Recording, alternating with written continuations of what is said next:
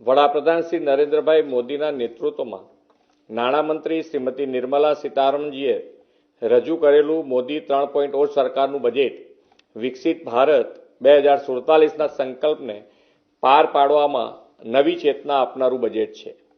વડાપ્રધાન શ્રી નરેન્દ્રભાઈ મોદીએ આ વર્ષે માં લક્ષ્મીની સૌ પર કૃપા વરસાવનારું બજેટ હશે તેવી અપેક્ષા દર્શાવી હતી।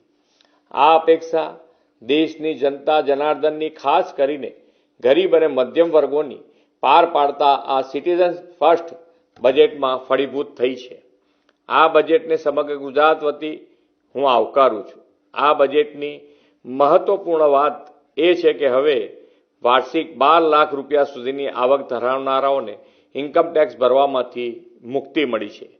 દેશના મધ્યમ અને ઉચ્ચ મધ્યમ વર્ગને આ એક મોટી રાહત છે અને તે માટે વડાપ્રધાનશ્રીને ખૂબ ખૂબ અભિનંદન પાઠવું છું। ગરીબ, યુવા, અન્નદાતા અને નારી શક્તિ આધારિત વિકાસને ગતિ આપનારું આ બજેટ છે।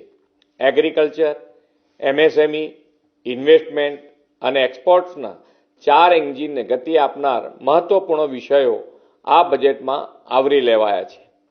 આ બજેટમાં રાજ્યની સહભાગિતાથી પીએમ ધન ધાન્ય યોજના દેશના ઓછી કૃષિ ઉત્પાદકતા ધરાવતા 100 જિલ્લાઓ માટે શરૂ કરવામાં આવી છે તેને હું આવકારું છું। અંદાજે 1.70 કરોડ ખેડૂતોને આનાથી મોટી મદદ મળશે। એટલું જ નહીં, ગ્રામીણ વિકાસને વેગ મળશે અને માઇગ્રેશન પણ અટકશે।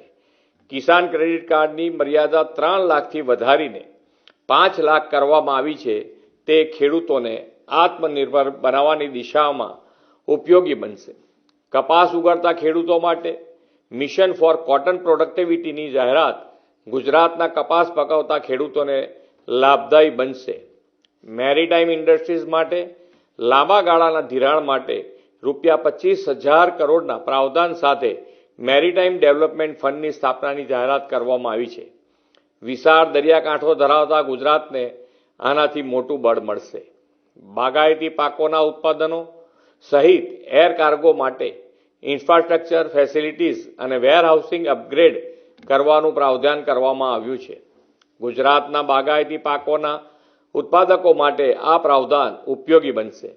એમએસએમઈ સેક્ટરમાં જે પ્રોત્સાહનો આપવામાં આવ્યા છે તેમાં એમએસએમઈની વ્યાખ્યા વ્યાપક બનાવવામાં આવી છે। ગુજરાતના એમએસએમઈને આનાથી વિસ્તૃત બનાવવામાં ફાયદો થશે। એટલું જ નહીં, 5 લાખ મહિલાઓ, અનુસૂચિત જાતિ અને અનુસૂચિત જનજાતિના ઉદ્યોગ સાહસિકોને પ્રોત્સાહનથી એમએસએમઈ સેક્ટરમાં મહિલા સહભાગિતામાં વધારો થશે। ગ્રોથ હબ તરીકે શહેરોનો સર્જનાત્મક પુનર્વિકાસ અને પાણી અને સ્વચ્છતા માટે અર્બન ચેલેન્જ ફંડ સ્થાપવાની બાબત શહેરી વિકાસ માટે મહત્વપૂર્ણ બનશે।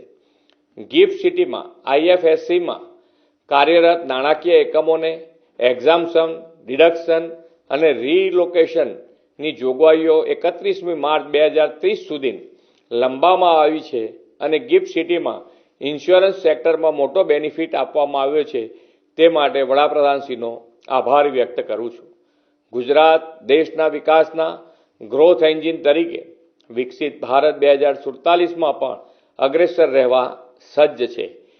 વિકસિત ભારત 2047 માટે દેશના રાજ્યોમાં સંપૂર્ણ વિકસિત બને તેવી નેમ વડાપ્રધાનશ્રીએ રાખી છે। આ નેમને સાકાર કરતું સર્વગ્રાહી અને તમામ સમાજોના સૌ વર્ગો માટે લાભદાયી બજેટ આપવા માટે